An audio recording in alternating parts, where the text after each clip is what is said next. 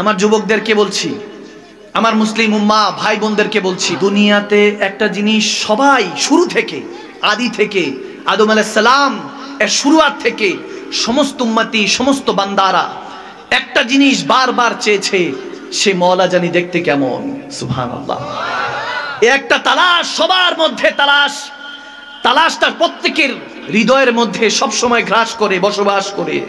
চিন্তার মধ্যে মুসলিম উম্মাহ যত এই পর্যন্ত এসেছে, কোটি কোটি মুসলিম উম্মাহ, সমস্ত নবীদের উম্মত, একটাই উদ্দেশ্য, একটাই চাওয়া পাওয়া ছিল, যার কারণে যে দেখে নাই সে মূর্তি বানিয়েছে, পূজা করেছে, কোনো না কোনো অবয়ব দিয়েছে, নবী রাসূলদের অবয়ব দিয়েছে। আমরা হাদিসে কোরআনে পেয়েছি মুসা আলাইহিস সালামের উম্মতটাও মুসা আলাইহিস সালামের আকৃতিতে একটা স্ট্যাচু, মূর্তি বানিয়ে পূজা করার চেষ্টা করেছে। এভাবে রব্বুল ইজ্জতকে খুঁজেছে। যেই নবী আল্লাহ তাবারক ওয়া তাআলা দ্বীনের দাওয়াত দিয়েছেন, সেই নবীকেও জিজ্ঞেস করেছেন, আপনি যদি দেখে থাকেন আমাদেরকেও দেখান। ঠিক কিনা? তেনাকে দেখতে মন চায় না? আওয়াজ দেনা চায় না? কে তিনি? যিনি চোখ দেখার আগেই দেখছে, বলার আগেই শুনছে, কান শুনছে, জুবান বলছে, হাত বলার আগেই চলছে, পা চলার আগেই চলছে, হুকুমও দেওয়া লাগছে না, ব্রেন থেকে যেটা আদেশ পাচ্ছে জেসেমটা সেভাবে শুনছে। কে ভাবে নিখুঁত কারিগর আমাদেরকে বানিয়েছে। শুরু থেকে এই পর্যন্ত সমস্ত নবী রাসূল দেখতে চেয়েছেন, এমনকি মুসা কালিমুল্লাহ তুর পাহাড়ে গিয়েও রব্বি আরনি বলে কেঁদেছেন, 9 বার কেঁদেছেন। রব্বুল আলামিন বলেছেন লান তারানি মুসা তুমি দেখতে পারবা না, কখনো দেখা সম্ভব নয়। সবাই চেয়েছেন সেই রব্বুল আলামিনকে একটা বার দেখার জন্য। শুধু একমাত্র মুসা আলাইহিস সালাম সাহস করেছিলেন। কিন্তু আমার নবী যখন উম্মে হানির ঘরে ঘুমিয়ে আছিলেন, আমার নবীকে দাওয়াত দিয়ে রব্বুল আলামিন মেরাজ রজনীতে নিয়েছেন। সুবহানাল্লাহ, সুবহানাল্লাযী আসরা বিআবদিহি। রব্বুল আলামিন নিজে বলছেন সুবহানাল্লাহ, আমি আল্লাহর শান কত মহান দেখো, আমি আমার প্রিয় বান্দা আমার নবীকে মেরাজ রজনীতে গমন করিয়েছি। সুবহানাল্লাহ। আমার নবী দেখেন, নুকতা মেরাজ রজনীর যেহেতু আলোচনা, একটু আমি ওইদিকে নুকতা দিয়ে বলে আমি তারপরে শেষ করব। হুজুর নামাজে মনোযোগ আসে না, ইবাদতে মনোযোগ আসে না। অসংখ্য মেসেজেস ফেসবুকের মধ্যে, হোয়াটসঅ্যাপের মধ্যে আমার অসংখ্য SMS, একটা জিনিস আসে, হুজুর ভালো হইতে চাই কিন্তু সুযোগ পাচ্ছি না। আজকে নিয়ত করি যে ভালো হয়ে যাব, ইবাদত করব, বান্দেগি করব, খারাপ কাজ থেকে বিরত থাকব। সমস্ত কিছু শুনেছি কোরআন সুন্নাহর আলোকে, ইন্না সলাতা তানহা আনিল ফাহশাই ওয়াল মুনকার। কোরআনে হাদিসে এসেছে যে নিশ্চয়ই নামাজই খারাপ কাজ থেকে বান্দাকে হেফাজত করে। সমস্ত কিছু শুনেছি, নিয়ত করি কিন্তু নিয়তের মধ্যে বরকত পাচ্ছি না। এরকম হয় কি হয় না? যুবকদের চিন্তা আসে, উলামায়ে কেরামদের ওয়াজ নসিহত শোনার পরে, যা আগামীকালকের থেকে ভালো হয়ে যাবে, আগামীকালকের থেকে ভালো। ওই আগামীকাল কি আসে না, ওই আগামীকালই আসে না। নিয়ত করতে থাকে কিন্তু যুবক চিন্তা করে, হুজুর ভালো করে চলবো, মা বাবা খেদমত করব, সমাজের রীতি রেওয়াজ মেনে চলবো, ইসলামের পথে চলবো, কোরআন সুন্নাহ মেনে চলবো, সবকিছু বলতে থাকে কিন্তু সমস্যা হলো নিয়ত করে যে আগামীকালকে থেকে, ওই আগামীকাল আর আসে না। ঠিক কি না? আগামীর কাল যাতে আজ হয়ে যায় চেষ্টা করব, এই জন্য মনোযোগ দিয়ে শোনার জন্য। আমার নবী যখন মেরাজ রজনীতে গেলেন, আওয়াদানা কাবা কাউসাইনি, মদিনাওয়ালা যখন আল্লাহর সামনে হলেন, রব্বুল আলামিন বললেন, ওগো রাহমাতুল লিল আলামিন, দুনিয়া থেকে আসছেন, কিছু একটা দেন। সুবহানাল্লাহ। আমরা যদি কারো বাসায় বেড়াতে যাই, কিছু না কিছু গিফট হাদিয়া তো নিয়ে যাই, আওয়াজ দিতে হবে, এই যুবকরা আওয়াজ দিতে হবে, ঠিক কিনা? কিছু না কিছু নিয়ে যাই, ফল ফ্রুটস নিয়ে যাই, কোনো গিফট নিয়ে যাই, খালি হাতে যাই না। আমার নবী যখন আল্লাহর মেহমান হয়ে গেলেন, আল্লাহ চাইলেন নবীর কাছে, নবীজি বললেন, ইয়া রাব্বুল আলামিন, পরওয়ারদিগারে আলম, সমস্ত কিছুর মালিক তো আপনি মালিক, আপনার দুনিয়া থেকে আপনাকে কি দিব? কিন্তু রাব্বুল আলামিন বললেন, ওগো হাবিব, না, কিছু একটা দিতে হবে, যেহেতু আসছেন মেহমান হয়ে, কিছু না কিছু একটা দিতে হবে। যখন রাব্বুল আলামিন রাহমাতুল লিল আলামিনের কাছে চাইছেন, তিনি চাইছেন, যখন এরকম মুহূর্ত চলতেছে, রব্বুল আলামিনের কথা শুনে রাহমাতুল লিল আলামিন বলেন, ঠিক আছে আল্লাহ, তুমি চাইছো নিরালা, আমি নবী মুস্তাফাও দিব নিরালা। এমন জিনিস দিব যা পূর্বে তোমাকে কেউ দেয় নাই, কেউ কখনো দেয় নাই। রব্বুল আলামিন বলতেছেন, তাড়াতাড়ি দেন। কি দিবেন? আমার নবী আত্তাহিয়াতু লিল্লাহি ওয়াস সালাওয়াত, একটা রব্বুল আলামিনকে সিজদা দিলেন। সুবহানাল্লাহ। সিজদা যখন দিলেন, রব্বুল আলামিন খুশি হয়ে গেলেন, বলতেছেন, হ্যাঁ আমি জানতাম আদম সফিউল্লাহ থেকে ঈসা রুহুল্লাহ পর্যন্ত সমস্ত নবীকে পাঠিয়েছি, সবাই আমাকে না দেখে সিজদা দিয়েছে। আদম আলাইহিস সালাম বলেছেন তেনার উম্মতকে, তেনারাও আমাকে না দেখে সেজদা দিয়েছে। ইব্রাহিম খলিলুল্লাহ, ঈসা রুহুল্লাহ পর্যন্ত, মুসা কালিমুল্লাহ, সমস্ত পেগম্বররা আমাকে না দেখে সেজদা দিয়েছে। সমস্ত উম্মতটা বলতো, ওগো পেগম্বররা আপনারা যদি দেখেন, ওগে নবী রাসূলরা আপনারা তো আল্লাহর করিব, আপনারা যদি দেখেন তাহলে আমাদেরকেও দেখান। না দেখেও সেজদা দিয়েছে, দেখার আরজি রেখেছে, কিন্তু একমাত্র আপনি নবী মুস্তাফাকে আমি ওই সুযোগ দিয়েছি।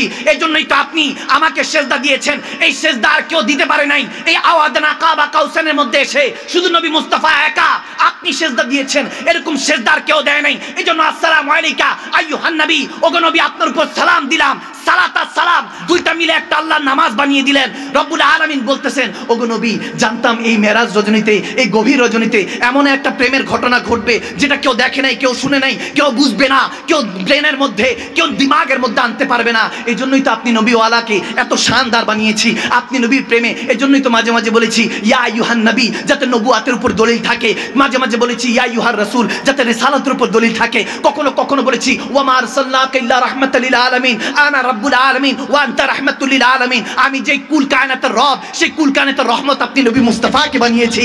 আরে ওগো নবী আপনাকে এত ভালোবেসেছি, এজন্য মাঝে মাঝে আলাম নাশার একটা সদরাক বলে ডেকেছি। কখনো কখনো আপনাকে ইয়া আইয়ুহাল মুজাম্মিল ডেকেছি, মুদাসসির ডেকেছি, কখনো চাদরওয়ালা নবী ডেকেছি, কম্বলওয়ালা নবী ডেকেছি।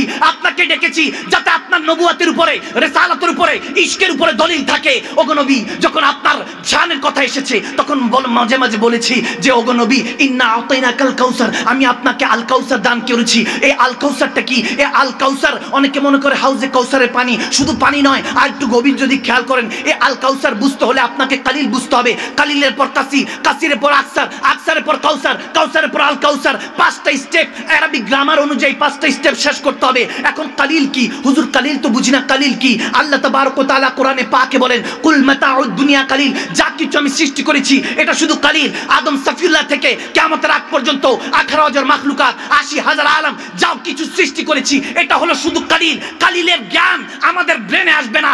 কালিলের উপর কাসির, কাসিরের উপর আকসার, আকসার উপরে কাউসার, কাউসার উপর আল কাউসার। রব্বুল আলামিন ডাক দিয়ে বলে ওগো নবী আমি আপনাকে কালিল দেই নাই, কাসির দেই নাই, আকসার দেই নাই, কাউসার দেই নাই। ইন্না আতাইনা কাল কাউসার, আমি আপনাকে আল কাউসার দান করেছি।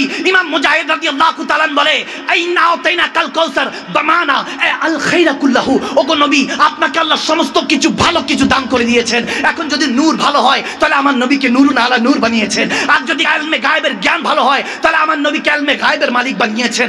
এখন বানাতে বানাতে বলতেছে ওগো নবী আমি জানতাম আপনার শান কেউ কেউ চাইবে ছোট করতে, এজন্য আমি আপনার শানকে বুলন্দ করে দিয়েছি, বাড়ি দিয়েছি।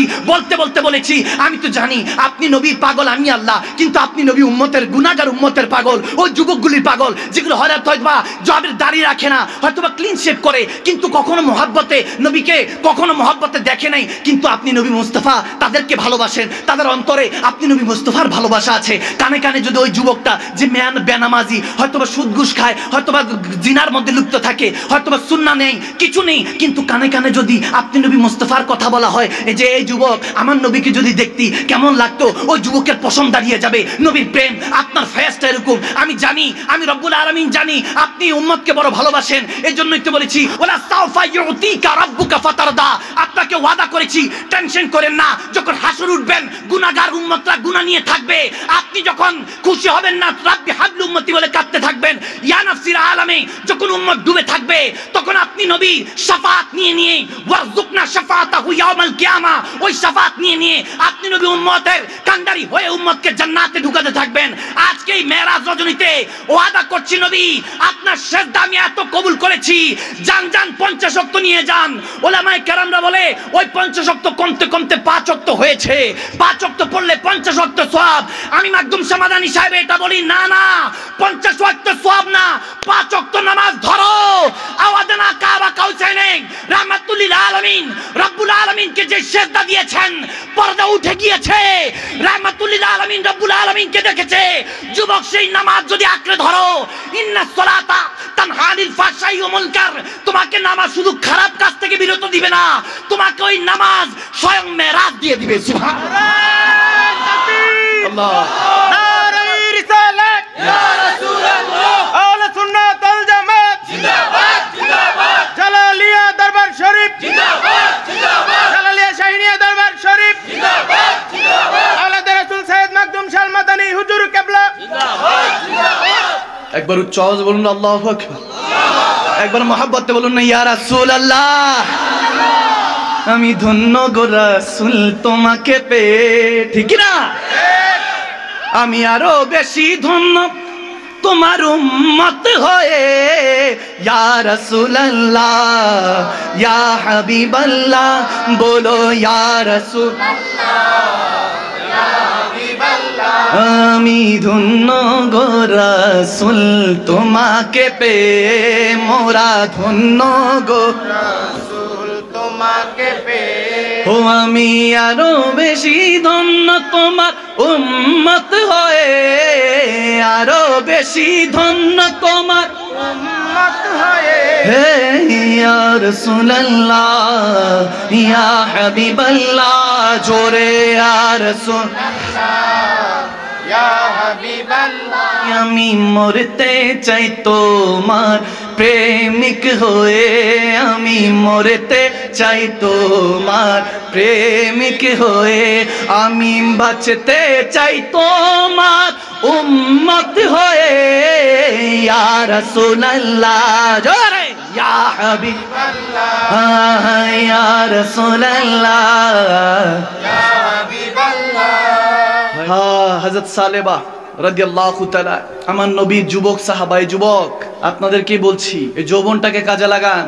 যখন আমার নবীর আশিক সাহাবা হযরত সালেবা রাদিয়াল্লাহু তাআলা নবীজির কাছে আসছেন, নবীজি একটা কাজে পাঠিয়েছে, যাও সালেবা ওই কাজটা করে আসো। হাদিস শরীফ বলছি, গভীর খেয়াল। চিন্তা করছেন যে হুজুর হেদায়েতটা কোথায় লুকাইতো? এমন হতে পারে কোনো না কোনো হাদিস, কোনো না কোনো কোরআনের আয়াতের মধ্যে আপনার হেদায়েতটা লুকাইতো, ঠিক না?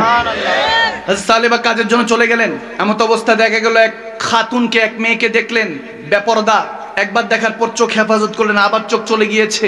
সাথে সাথে খৌফিল আল্লাহ, আল্লাহর ভয়টা তার মধ্যে কেঁপে উঠলো, কাজ করে উঠলো। চিন্তা করলো আমার নবীর কাছে কি মুখ দেখাবো? আমি নবীর সাহাবা, শ্রেষ্ঠ সাহাবা, উম্মতি হওয়া সত্ত্বেও এই গুনার মধ্যে ঢুকে গিয়েছি। শয়তানের ওয়াসওয়াসায় পড়ে যখন তিনি দুইবার খাতুনকে দেখেছেন, শুধু চেহারা দেখেছেন, অন্য কিছু নয়, চেহারা দেখার কারণে লজ্জায় ভয়ে তিনি পাহাড়ের চটিতে চলে গেলেন। 40 দিন ধরে ওইখানে কান্নাকাটি করছেন। আমার নবী তো জানে। হঠাৎ করে হযরত আলী আর সালমান ফার্সিকে পাঠালেন, যাও আমার সালেবাকে ডেকে আনো, বলো সমস্যা নাই, তার কান্নাকাটিকে আল্লাহ কবুল করেছেন, তাকে ক্ষমা করে দিয়েছেন। সুবহানাল্লাহ। 40 দিন 40 days is crying, lot of crying, অনেক কান্না করেছেন।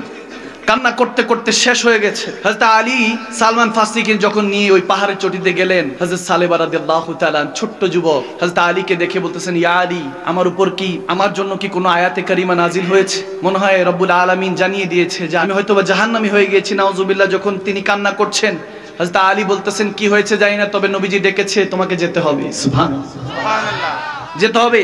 হযরত সালেবা কান্না করতে করতে গেলেন। নবীজি তখন নামাজ পড়াচ্ছেন, মাগরিবের নামাজ যখন চলছে, সালেবা পিছন দিক থেকে গিয়ে চোখের পানি ছেড়ে নামাজ পড়ছে, কাঁদছে। নবীজি সালাম ফিরালেই কি জানি বলে, ভয়ে কাঁপছে। কাঁদতে কাঁদতে একটা পর্যায়ে যখন নবীজি সেজদায় যাচ্ছেন, কাঁদতে কাঁদতে তিনি এমন অবস্থা হয়েছেন যে ওই সেজদার মধ্যেই তিনি সেন্সলেস হয়ে গেলেন, হুঁশ হারিয়ে ফেললেন। হুঁশ হারানোর পরে তেনাকে ধরাধরি করে সাহাবারা ঘরে নিয়ে গেলেন। এমন অবস্থা দেখলো যে 40 দিনে তিনি না খেয়ে থাকতে থাকতে ভয়ে, আল্লাহর ভয়ে, যে মাত্র একটা বেগানা নারীকে শুধু দেখেছে, এই দেখার ভয়ে তেনার জান তেনার থেকে পারওয়াজ করতে চাচ্ছে, রূহ পারওয়াজ করতে চাচ্ছে। যখন তেনার ভয়, আল্লাহর খৌফ, আল্লাহর ভয়টা তার মধ্যে এমন ভাবে কাজ করা শুরু করলো, ভাইয়েরা আমার, সে সাহাবাদের আকীদা শিখুন। দেখবেন আল্লাহকে ভয় করেন, একটা জিনিস আল্লাহর ভয়টা ভিতরে যদি ঢুকায় নিতে পারেন, কুল কায়নাত আপনার গোলামির মধ্যে থাকবে। ফাত্তাকুল্লাহ মাস্তাতাতুম। আপনি রূহ দিয়ে, জিসম দিয়ে আল্লাহকে ভয় করেন। রূহ দিয়ে, জিসম দিয়ে ভয় করার কথা বলা হয়েছে। আমরা দেদারসে গুনাহ করি, আমাদের গুনার কোনো সীমাবদ্ধ নাই। পিছনে যত কিছু স্টেপগুলি ফেলে এসেছি, সময়গুলি ফেলে এসেছি, যদি পিছন দিকে একবার স্মরণ করি, দেখবো গুনার গুনাহ এই চেহারা কিভাবে নবীকে দেখাবো আল্লাহ মালুম। আমার জানা নেই, আমি তো ভয়ে কাঁপতে থাকি যে যদি কবরে চলে যায়, যদি দয়াল নবী বলে লা আদরি, চিনি না, গুনাহগার বান্দা হিসাবে যদি আমাকে আখ্যায়িত করে, তাহলে আমার কি হাসর হবে, ভাবতে থাকি। হযরত সালেবা রাদিয়াল্লাহু তাআলা মৃত্যু শয্যায় অসুস্থ, আমার নবী দেখতে গেলেন। নবীজি কোলের মধ্যে মাথাটা রাখলেন, সালেবা আস্তে করে চোখটা খুলে দয়াল নবী দিদার যখন করলেন, সাথে সাথে মাথাটা সরিয়ে, মাথাটা ওই বিছানার মধ্যে সেজদারত অবস্থায় নবীজির কাছে বলছি, ইয়া রাসূলুল্লাহ, আপনার কোল মোবারকের মধ্যে আমি সালেবা এত বড় গুনাহগার, আমি সালেবার মাথা রাখার যোগ্যতা রাখি না, আপনি এরকম করেন না, আমি গুনাহগার, আমার গুনার কোনো শেষ নাই, আমি এমন গুনাহ করেছি আপনার সাহাবা হওয়া সত্ত্বেও, আপনার উম্মতি হওয়া সত্ত্বেও এত বড় গুনাহ করে ফেলেছি ইয়া রাসূলুল্লাহ, আমি যোগ্যতা রাখি না। আমার নবী চোখের পানি ছেড়ে বলছে, সালাবা টেনশন করিস না, আল্লাহ তোকে মাফ করে দিয়েছে, তোকে ক্ষমা করে দিয়েছে। সালেবা বলতেছি, ইয়া রাসূলুল্লাহ তাহলে আমাকে আবার একটু কলমা পড়ান। যখন এরকম অবস্থা হলো, আমার নবী তাকে আবার কলমা পড়ালেন। ওই অবস্থায় তেনা রূহ পারবাস করলো, আজরাইল আলাইহিস সালাম এসে তেনা রূহ নিয়ে গেলেন। আমার নবী এতটাই খুশি হলেন ওই যুবকের উপর, ওই উম্মতের উপর। আমার নবীজি নিজে জানাজা দাফন অবস্থা করলেন, জানাজা দিলেন, দাফন দিলেন, আর রব্বুল ইজ্জতের দরবারে হাত তুলে বলেন, আল্লাহ সালেবা যেমনি তোমাকে ভয় করে আমি নবী মুস্তাফাকে ভালোবেসেছে, তেমনি ভাবে তুমিও তাকে মাফ করে দিয়ে আমি নবী মুস্তাফার সাথে জান্নাতে কবুল করে নাও। সুবহানাল্লাহ। নবীর দোয়া কি খালি ফিরতে পারে? আওয়াজ দেন, খালি ফিরতে পারে? এমন কাজ করুন যাতে মদিনাওয়ালা আপনার জন্য মদিনা শরীফ থেকে দুই হাত তুলে দিয়ে আপনার জন্য দোয়া করে। এমন উম্মতি হওয়ার চেষ্টা করুন। ভাইরা আমার, বাবারা আমার, আব্দুল্লাহ ইবনে ওমর রাদিয়াল্লাহু তাআলা, আমার নবী যায়েদ সাহাবা, টাকা পয়সা ছিল, একদিন রোজা রেখেছে, হাদিস শরীফ, হাযাযা হাদিসুন সহিহ। তিনি হঠাৎ করে রোজা অবস্থায় সফর করতে বের হলেন, সাথে খেজুর অনেক কিছু আছে। যখন এমন অবস্থা হলো, প্রতিমধ্যে দেখতেছেন বকরি চড়াচ্ছে এক যুবক। যুবকদেরকে নিয়ে, যুবতীদেরকে নিয়ে আজকে কথা বলছি, কারণ আমার যুবক ভাই বাবারা আস্তে আস্তে গুনার দিকে লিপ্ত হয়ে যাচ্ছে। আজকে এখানে যদি ব্যান্ড প্যাকেজ হতো, মানুষের অভাব হতো না। মানুষ আজকে হেদায়েতের কথা শুনবে, কারণ এখনকার যুবক তো এমনি অবস্থা খারাপ, চিন্তা করে হুজুর হেদায়েতের কথা কি শুনবো, এক আলেম আরেক আলেমকে শুধু স্টেজে উঠে গালাগালি করে, ঠিক না? আর এমন পজিশন হয়েছে, আমরা নামাতে নামাতে নবীজিকে মানুষের কাতারে নিয়ে আসছি। নাউজুবিল্লাহ, নাউজুবিল্লাহ। আপনি যদি প্রাইম মিনিস্টারকে, আমাদের দেশের প্রধানমন্ত্রীকে সাধারণ জনতার সাথে বসায় দেন, হবে কিছু? হবে? হবে? হবে না। এক একজনের পজিশন এক এক রকম, এই পজিশনগুলি মানতে হয়, কিন্তু আমরা তো এগুলো মানতে রাজি না। বারহাল, যখন আব্দুল্লাহ ইবনে ওমর রাদিয়াল্লাহু তাআলা হাঁটছেন, এক যুবককে দেখলেন বকরি চড়াচ্ছে। তখন যুবকের কাছাকাছি গিয়ে বলতেছে, তুমি কিছু খাবা? ওই যুবক আল্লাহু আকবার বলতেছে, হুজুর আমি রোজা। সুবহানাল্লাহ। রমজান মাহিনাও চলছে না, বলে হুজুর আমি রোজা। বলে কি বলো, রোজা রেখেছো? আচ্ছা ঠিক আছে, তাহলে একসাথে ইফতার করব। ইফতারির সময় হলো, মাগরিবের আজান পড়লো, ইফতারি করছেন হযরত আব্দুল্লাহ ইবনে ওমর, ইফতারি করছেন। হঠাৎ করে চিন্তা করলেন, দেখি বান্দাটার তো পরেজগার, দেখি নেক কিনা। সুবহানাল্লাহ বলে। পরেজগার আর নেককার দুটো আলাদা বিষয়। পরেজগার হলো সে যে আল্লাহ তাবারক ওয়া তাআলার হুকুম অনুযায়ী আমল করে, নেক বান্দা সে যে গুনাহ থেকে নিজেকে হেফাজত করে। সুবহানাল্লাহ। দেখি নেক কিনা। বকরি চড়াচ্ছে, হঠাৎ করে হযরত আব্দুল্লাহ ইবনে ওমর রাদিয়াল্লাহু তাআলা বলতেছেন, এই যুবক, এখানে যত বকরি আছে একটা বকরি আমার কাছে বিক্রি করে দাও। বলতেছে, হুজুর এটার মালিক অন্য কেউ, আমি শুধু রাখাল, এগুলো শুধু চড়াই। দেখতেছে জামা টামা ফাটা, যুবক অবস্থায়, কোনো আইয়াসি নেই, কোনো দুনিয়াদারির মধ্যে নেই, জিকির করছে, জিকির করছে, আর তেনার সাথে কথা বলছে। তখন আব্দুল্লাহ ইবনে ওমর রাদিয়াল্লাহু তাআলা বলতেছেন, ঠিক আছে, তোমার মালিক দেখবে না, তুমি বলো যে এটা কোনো শিয়াল বাঘ খেয়ে ফেলেছে কোনো একটা বকরি, আমার কাছে বিক্রি করো। বলতেছে, আমি কিছু বলবো না। সে ইফতার করলো, ইফতার করে চলে যাচ্ছে। আব্দুল্লাহ ইবনে ওমর ডাক দিলেন, এই যুবক, অ্যান্সার দিয়ে যাও, কোশ্চেন করেছি, অ্যান্সার দিয়ে যাও। বলে, অ্যান্সার কি দিব?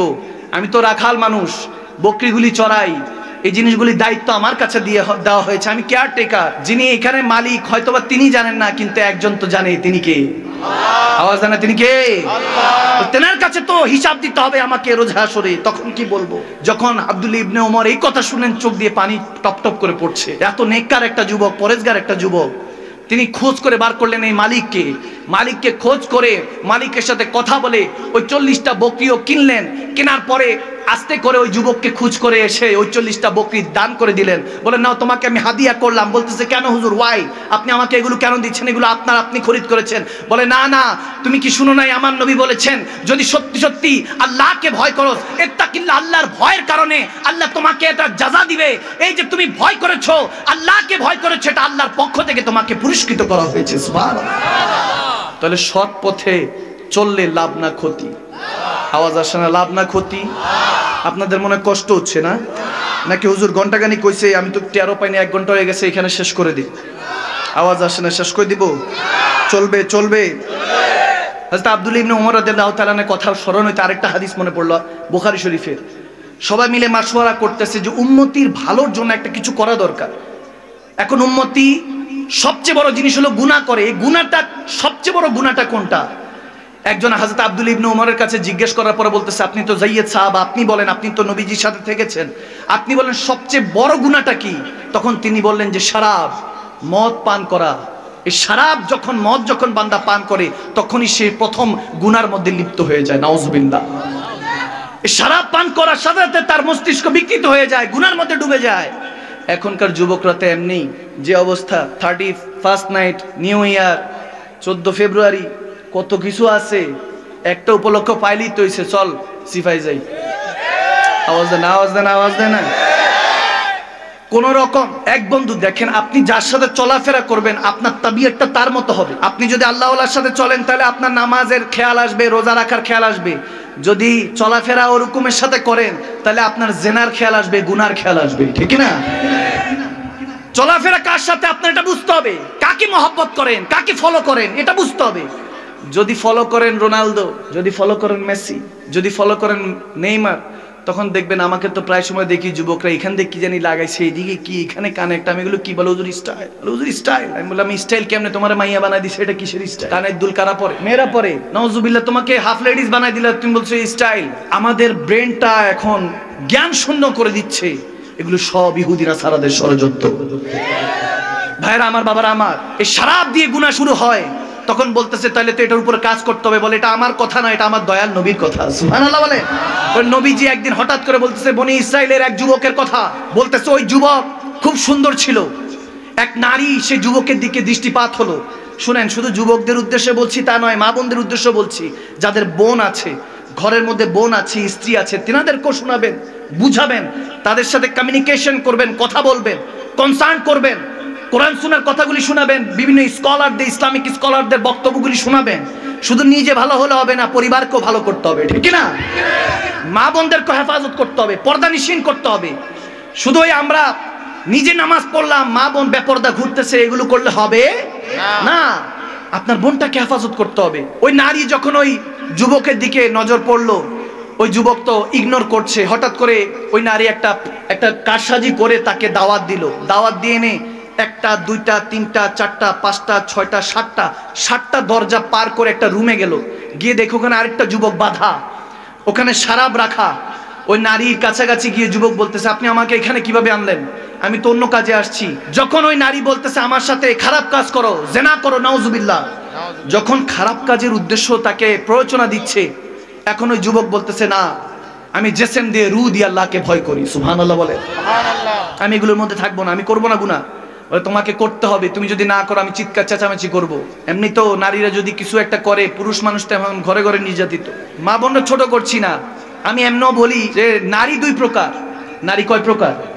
2 প্রকার। একটা সরল আর একটা বোকা। সরল যারা, তারা আল্লাহ আল্লাহ রসুলের প্রেমিক, কিভাবে দুনিয়া চলতে হয় আল্লাহ আল্লাহ রসুলের হুকুমে সেটা জানে। আর বোকা যারা, তারা দুনিয়াদার, মেকআপ করে, পার্লারে যায়, ভ্রু প্লাক করে। আছে কি নাই? আপনাদের কুমিল্লার মধ্যেই তো একটা এরকম নিউজ শুনছি, বিয়ের দিন দেখছে এক রকম বউ, বিয়ের পরের দিন তো চিনেই না জামাই, গিয়ে বলে পার্লার ভাঙ্গা দিয়ে আসছে। তো এখন হলো এরকম, এমন অবস্থা করে। আপনি এই স্কিনটা আল্লাহ তাবারক ওয়া তাআলা যতটুকু সুন্দর, যতটুকু দিয়ে পাঠিয়েছেন, ঠিক না? ঠিক না? বাড়তি কেন করবেন? আমাদের পুরুষদের তো আমরা জীবনে এগুলো ধরি না, ঠিক না? যেমনটা আছে তেমনটাই তো। আল্লাহর কুদরতে হাত দিবেন, দেখবেন নষ্ট হতে থাকবে। আওয়াজ দেয় না, ঠিক না? বিভিন্ন মেকআপ করবেন, তখন আপনার স্কিন ক্যান্সারও হতে পারে, নাউজুবিল্লাহ। আল্লাহর কুদরতি পানি নেন, পানি নিয়ে দুরূদ শরীফ পড়েন, ফু দেন, মুখের মধ্যে লাগান, দেখবেন চেহারাটা নূর বানিয়ে দিবেন আল্লাহ, ঠিক না? ভাইরা আমার, বাবারা আমার, নারী যখন প্ররোচনা দিচ্ছে তখন সে শুনছে না। তখন সে বলছে আমি তোমার কথা শুনবো না। এখন ওই নারী তখন প্রেশারাইজ করছে, আমি কিন্তু চিৎকার চেঁচামেচি করবো, তখন কিন্তু মাইর দিবে লোকজন এসে, তোমাকে আমার সাথে জিনা করতে হবে, খারাপ কাজ করতে হবে, নাউজুবিল্লাহ। যখন অফার দিচ্ছে সে মানছে না। বলে তাহলে ঠিক আছে, এই যুবককে হত্যা করো। বলে না, আমি হত্যা করবো না, হত্যা করা মহাপাপ। বলে তাহলে তুমি শরাব পান করো। বলে না, আমি শরাবও পান করবো না, এটা হারাম করা হয়েছে। তখন বলা হচ্ছে যে না, আমি কোনো কিছুই করবো না, কোনো কাজ করব না। তখন বলে একটা তো করতে হবে, যে কোনো একটা করতে হবে। সে নিরুপায় হয়ে চিন্তা করলো এক কাজ করি, শুধু শরাবটা, মদটা পান করি, আর অন্য কিছু করব না। যখন মদ পান করলো, 1 গ্লাস খাওয়ার পরে আরেকটু খাইতে মন চাইলো, আরেক গ্লাস খেলো, 2 গ্লাস 3 গ্লাস, এরকম করে 3-4 বোতল সব যখন শেষ, ব্রেন তখন কন্ট্রোলের বাইরে, জেনার দিকে খেয়াল গেল। ওই নারীর দিকে যখন সে ধাওয়া দিবে, তখন নারীকে যখন নাউজুবিল্লাহ জেনার মধ্যে লিপ্ত হবে, তখন ওই নারী বলতেছে আমার সাথে তুমি সম্পর্ক করতে হলে আগে তাকে এই যুবককে মারতে হবে। তখন ওই যুবককে সে হত্যা করলো ওই নারীর সাথে। দেখা গেল ওই অবস্থার মধ্যে এমন অবস্থা হলো সে জেনাও করলো, হত্যাও করলো, শরাবও পান করলো। যেই নেককার বান্দাটা, নেককার যুবকটা ফিনারে জাহান্নামা খালিদিনা, চিরস্থায়ী জাহান্নামী হলো। নাউজুবিল্লাহ। আমার নবীর হাদিস যে তুমি মদ ছাড়তে হবে, শরাব ছাড়তে হবে। এখন যুবকরা দেখা যায় এগুলো নরমাল মনে করে, যে এমনি একটু খাইলাম, জাস্ট চিল, অন্য কিছু না, এমনি একটু মজার জন্য খাইলাম। যুবক এরকম আছে না? সমাজে আছে না? তাদের সাথে বন্ধুত্ব হবে? ওটা বন্ধু না শত্রু? আওয়াজ দেন, বন্ধু না শত্রু? দেখেন এই দুনিয়াতে দুজন ফেরেশতা এখনো উল্টা ঝুলতেছে। তেনার নাম কোরআনে পাকে এসেছে হারুত মারুত। ওই দুজনের নাম কি? হারুত মারুত। এই দুজনে এখনো উল্টা লটকায় আছে, কিয়ামত পর্যন্ত লটকায় থাকবে। এরা বলতেছিল আল্লাহর কাছে, কোরআনে এসেছে, আল্লাহর কাছে বলতেছে আল্লাহ ইনসান, বনি ইনসান বড় গুনাহ করে, আমরা যদি মানুষ হইতাম জীবনে গুনাহ করতাম না। আল্লাহ বলতেছে আচ্ছা ঠিক আছে যাও, তোমাকে ইনসানি সুরত দেওয়া হলো, শাকল দেওয়া হলো, যাও। তারা বলতেছে আল্লাহ দেখেন আমরা কখনো গুনাহ করব না। বলে ঠিক আছে গুনাহ করো না, কিন্তু তিনটা জিনিস বললাম, এই তিনটার মধ্যে লিপ্ত হলে তোমাকে আর কেউ বাঁচাতে পারবে না। তিনটা জিনিসের মধ্যে লিপ্ত হলে তোমাকে আর কেউ বাঁচাতে পারবে না, তখন তওবার রাস্তা খোলা থাকবে না। তো কোরআনে পাক এরকম এসেছে, আমি খুব সংক্ষেপে বলতেছি, গভীর খেয়াল। হারুত মারুতকে যখন দুনিয়াতে পাঠানো হলো, আল্লাহ তাবারক ওয়া তাআলা তিনটা শর্ত দিল, জেনা করবা না, মানুষকে অন্যায়ভাবে হত্যা করবা না, এবং শরাব পান করবা না। এই তিনটা থেকে নিজেকে হেফাজত করবা, তাহলে তুমি হেফাজতে থাকবা। দেখেন এই জিনিসগুলি কিন্তু আমাদের জন্য মেসেজ, কোরআন থেকে মেসেজ, যাতে আমরা গুনাহ থেকে নিজেকে হেফাজত করতে পারি। এই মেসেজ তিনটা আজকে নিয়ে যান, আপনাদের জন্য আজকে তিনটা মেসেজই যায় না। বেশি কোরআন শোনার আলোচনা করলে আপনাদের মাথার মধ্যে থাকবে না। অল্প কথা বলবো, অল্পটা থাকবে, অতটুকু আমল করলে বরকত দিবে কে? আওয়াজ দেন, কে? আল্লাহ। তারা আসলেন, এক নারীকে দেখলেন, আসক্ত হলেন, নাউজুবিল্লাহ। হারুত মারুত দেখেন লোভে পাপ, পাপে মৃত্যু।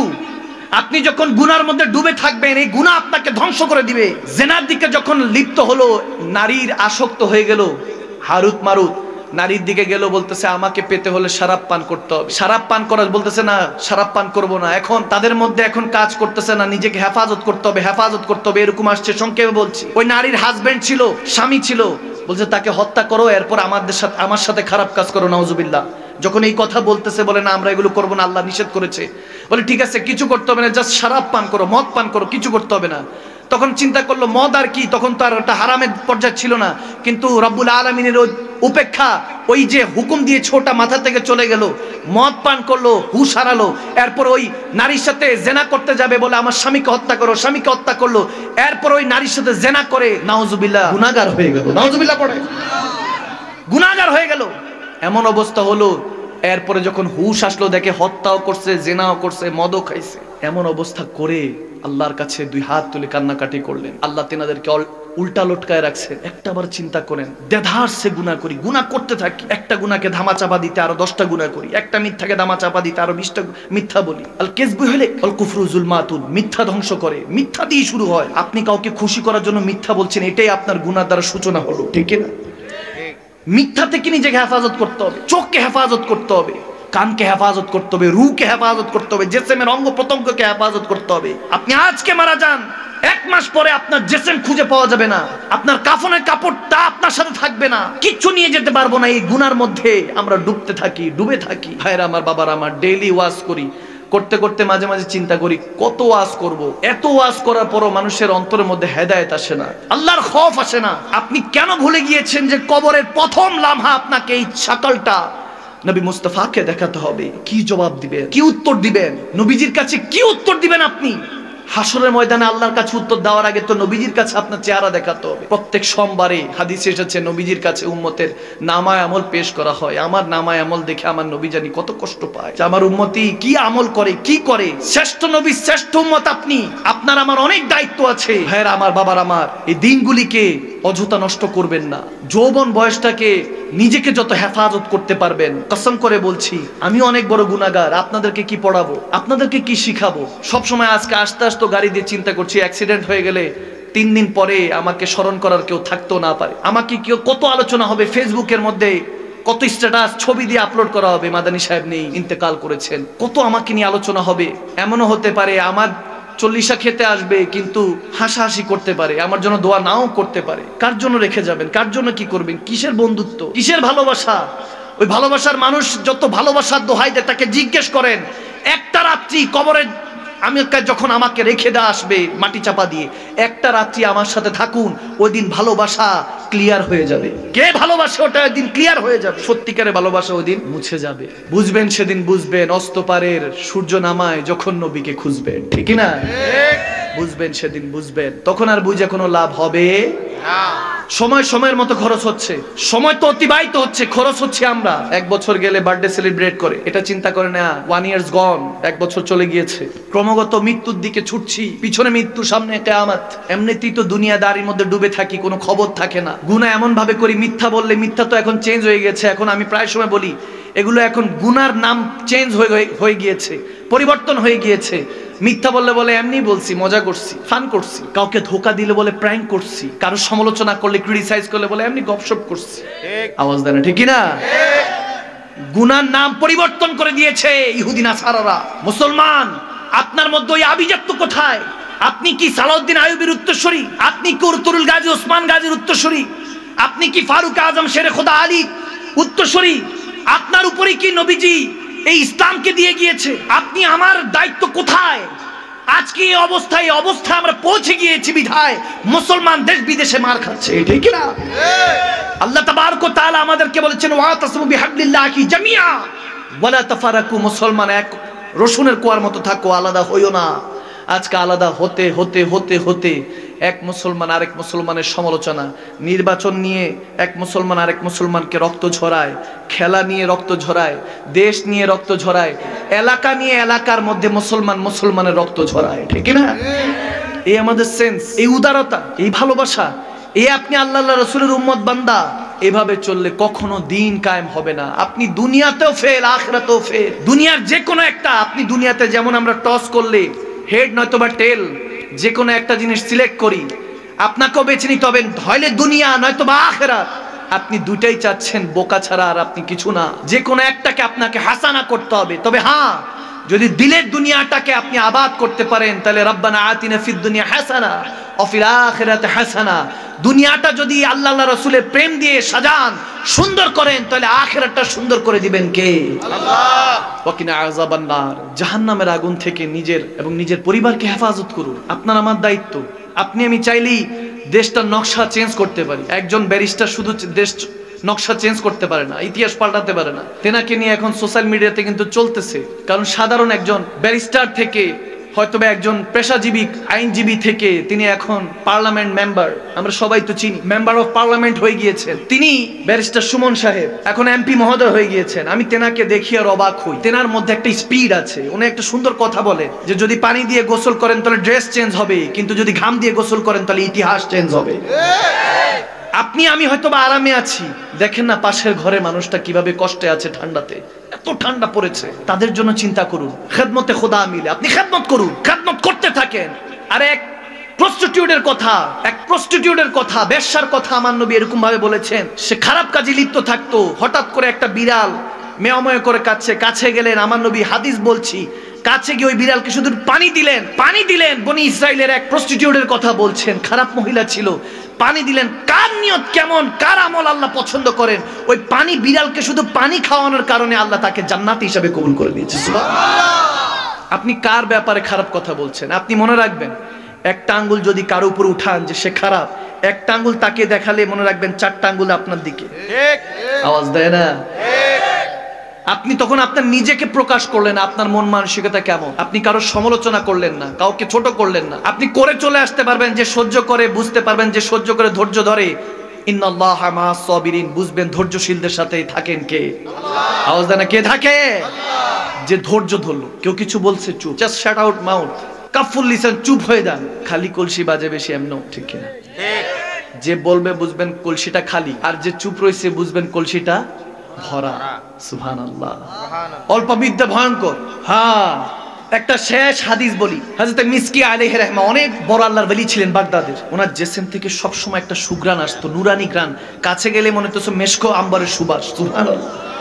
জিসম থেকে আসতো। জিসম থেকে ওনার সুবাস আসতো। আমরা কত পারফিউম দিই, তারপর গরমের দিনে যখন ঘামের গন্ধটা বের হয়, নিজের সহধর্মিণীও চিন্তা করে যে কখন বেরোবে, নাকে টিপ দিয়ে ঘর থেকে কখন বেরোবে। আহা, ওই ভাই বাবারা কি বলে জানেন? বলে আমার নবীর ঘাম কিসের মোবারক। নাউজুবিল্লাহ। এত আসতে নাউজুবিল্লাহ। নাউজুবিল্লাহ মিন যালিক। আমার নবীর ঘাম মোবারক। উম্মে সালমা এটাকে বোতলের মধ্যে রাখতেন, বোতলের মধ্যে রাখতেন। আমার নবী বলতেছে কি করে উম্মে সালমা? বলে ইয়া রাসূলুল্লাহ, ঘামটা জমাচ্ছি, নব দুলহা দুলহান বরকনের মাথার মধ্যে দিলে শুনেছি এরকম অবস্থা, এত ঘ্রাণ, এত মেশকম্বর সুবাস, ওই বরকনের উপরে, মাথা উপরে দিলেই এমন বরকত আসে। আমার নবী বলে ঠিক আছে দিয়ে দিও, দিলে তার 7 প্রজন্ম শুধু ওলি গাউস কুতুব হবে। সুবহানাল্লাহ। সাহাবীরা তোর বানায় ওই নবীজির ঘাম, ঠিক না? উস্তনে হান্নানা একটা খেজুর গাছের নাম, আরে যাকে ধরে খুতবা দিতেন রাসূলে আকরাম। সুবহানাল্লাহ বলে। আরে উস্তনে হান্নানা একটা খেজুর গাছের নাম, যাকে ধরে খুতবা দিতেন রাসূলে আকরাম। গাছটি নবীর বিরহে কাঁদিতে রহে, নবীর বিরহে কাঁদিতে রহে।